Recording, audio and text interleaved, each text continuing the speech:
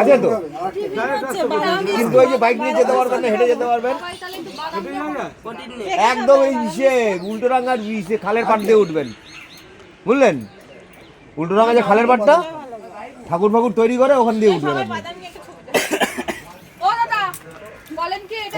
আমি খাবো না। কেন? আমি খাবো না, চা খাবো।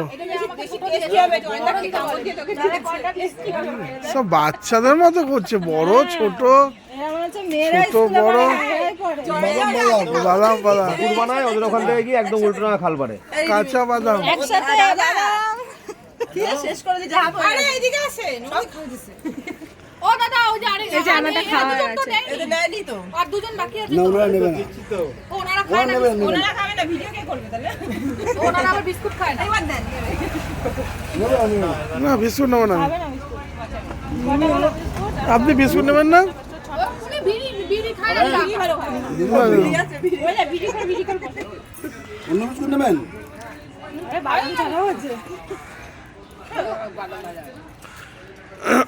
বাদাম খা পুষ্টি। আচ্ছা দাদা কিছু বলুক, দাদা কিছু বলেন। কি বলবে? বউই সব বলে দেয়।